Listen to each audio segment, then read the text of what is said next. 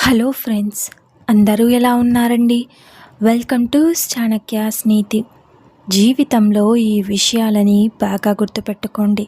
ఏంటి అంటే, మీరు ప్రేమించిన వ్యక్తి కూడా ఇక మిమ్మల్ని అదే స్థాయిలో తిరిగి ప్రేమించాలని కోరుకుంటే, మీ పట్ల ఉండాల్సినటువంటి ముఖ్యమైన గుణాలు, అలాగే మీ ప్రవర్తన తీరు ఎలా ఉండాలి అంటే, ముందుగా ప్రేమ అనేది ఒకే దారిలో జరిగే ప్రయాణం కాదు.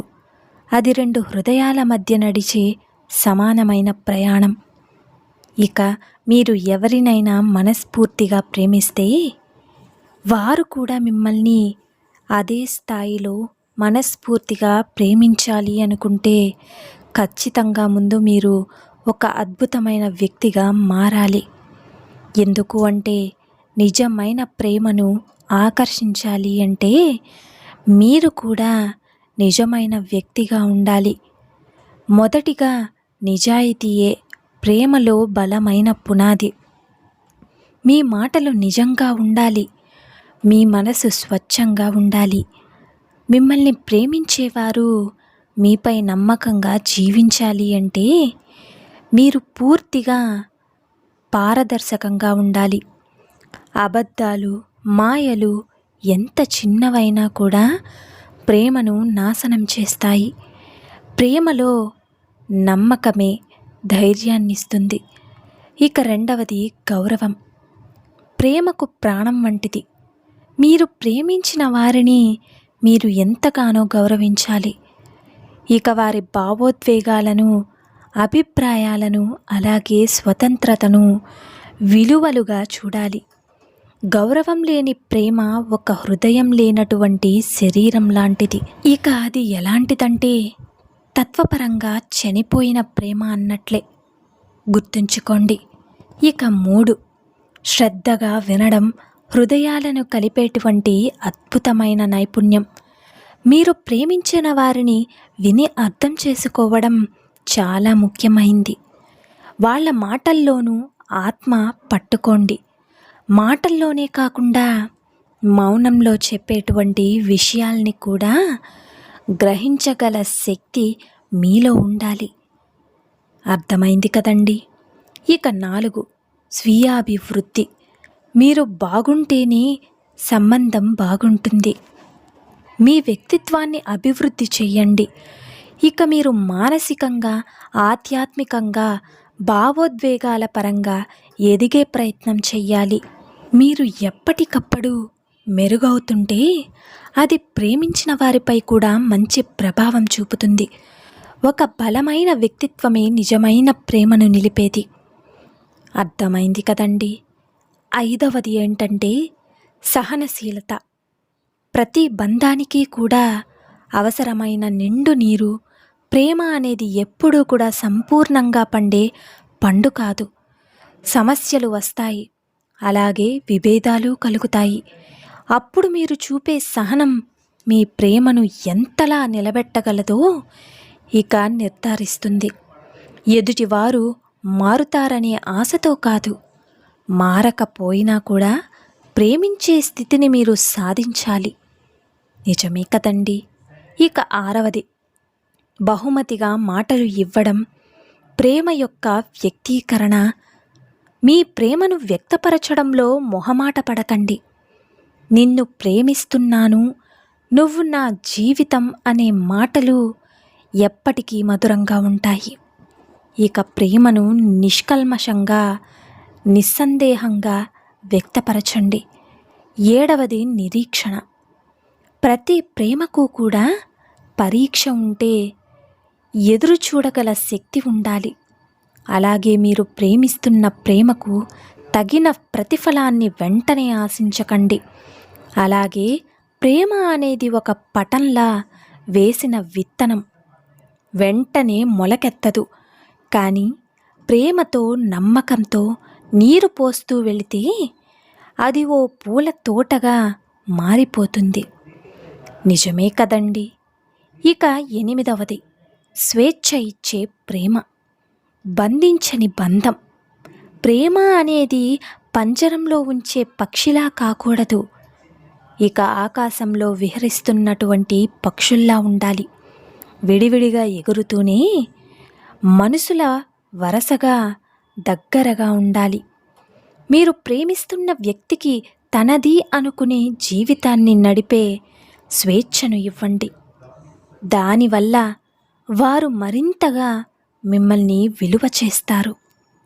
గుర్తుంచుకోండి.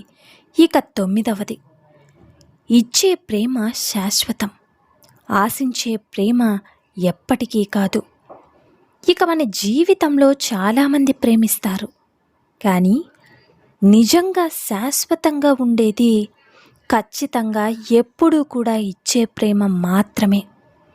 మీరు మీ ప్రేమను మీది వస్తువుల మీద మారిస్తే అది విరిగిపోతుంది. ప్రేమను ఒక కీలుబొమ్మలాగా ఆడించాలని అనుకోకండి. దాన్ని స్వేచ్ఛగా వదిలేయండి. అది తిరిగి వస్తే మీదవుతుంది. ఒకవేళ రాకపోతే అది మీ రాతలోనే రాసి పెట్టలేదు అనుకోండి. గుర్తుపెట్టుకోండి. ఇక 10వది, తప్పులను అంగీకరించడం, అలాగే సరళపరగడం ప్రేమ యొక్క గొప్పతనం. దాన్ని ఒప్పుకోవడం ప్రేమ యొక్క గొప్పతనం. మీరు ఎప్పుడూ కూడా సరైన వారే కాదు. మీరు కూడా తప్పులు చేస్తారు. కానీ ప్రేమలో నిజమైన ధైర్యం అలాగే నాదే తప్పైంది అనే మాట చెప్పగలగడంలో ఉంటుంది. అది క్షమాపణ కాదు, అది ప్రేమను పునరుద్ధరించే నూతన ఆరంభం. గుర్తుంచుకోండి.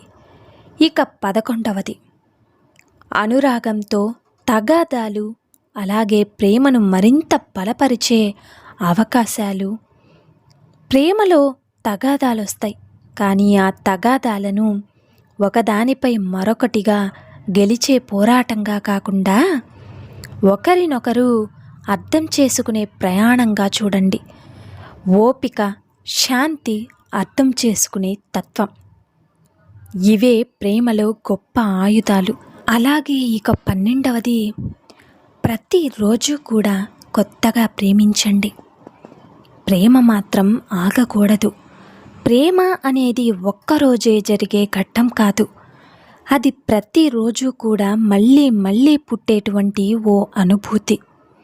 ఇక మీరు రోజు వారి జీవితంలో చిన్న చిన్న విషయాల ద్వారా ప్రేమను చూపండి. ఇక ఒక మధురమైన సందేశం, ఒక హద్దు, ఒక చిరునవ్వు, ఇవే జీవితాన్ని మార్చే ప్రేమ దారులు. అర్థమైంది కదండి. ఇక 13, మాటల్లో కాదు మీ వైఖరిలో కూడా ప్రేమ కనిపించాలి. మీరు ఎంత గొప్పగా నిన్ను ప్రేమిస్తున్నాను అంటున్నా, ఇక దానికన్నా గొప్పది ఏంటంటే మీరు చూపించే ప్రవర్తన. ప్రేమ అనేది మీరు చేసే పని, మీరు పడే శ్రమ, మీరు చూపే ఆదరణ. ప్రేమ మీ నడకలో ఉండాలి, మీ చూపులో ఉండాలి, మీ తీరులో ఉండాలి. ప్రేమ అనేది వినిపించాలి కాదు, కనిపించాలి. గుర్తుంచుకోండి. 14వది, మిమ్మల్ని మీరు ప్రేమించుకోండి. అదే మీ అస్తిత్వానికి ఆధారం. ఒకరు మిమ్మల్ని నిజంగా ప్రేమించాలి అంటే మీరు మొదట మిమ్మల్ని మీరు ప్రేమించాలి. మిమ్మల్ని చిన్నచూపు చూస్తూ, తక్కువగా భావిస్తూ మీరు స్వయం అపహాస్యం చేసుకుంటే ఇతరుల ప్రేమను మీరు నిలబెట్టుకోలేరు. స్వీయ గౌరవం ఇతరుల గౌరవానికి పునాది. మిమ్మల్ని మీరు ముందుగా విలువైన వారిగా భావించండి. అర్థమైంది కదా. మీరు నిజంగానే అలానే ఉంటారు. గుర్తుంచుకోండి. ఇక 15, పెద్ద మనసు. చిన్న విషయాల్ని వదిలిపెట్టగలగడం ప్రేమలో గొప్పతనం. చిన్న విషయాల్ని పెద్దవి చేయడంలో లేదు, పెద్ద మనసుతో చిన్న విషయాలను క్షమించడంలో ఉంది. ఓ చిన్న మాట, ఓ చిన్న తప్పు, వాటిని మనసులో ఉంచుకోవడం వల్ల ప్రేమ అనేది క్షీణింపజేస్తుంది. జీవితాన్ని, ప్రేమను, మనసును విశాలంగా ఉంచుకోండి. మీరు ప్రేమించే వ్యక్తిని మీరు ఎంతగా ప్రేమిస్తారో వాళ్ళతో ఉండే ప్రతి క్షణం కూడా అదే ప్రేమతో జీవించండి. మీ ప్రేమ దృఢంగా ఉండాలి, మృదువుగా ఉండాలి, బలంగా ఉండాలి, కానీ అదుపులో ఉండాలి, నిస్వార్థంగా ఉండాలి, దయతో ఉండాలి. మీరు మంచి మనిషిగా మారితే నిజమైన ప్రేమ మిమ్మల్ని వెతుక్కుంటూ వస్తుంది. మీరు అంతటి ప్రేమను ఆస్వాదించాలి అంటే మీ ప్రేమ కూడా అంతటి గొప్పదిగా మారాలి.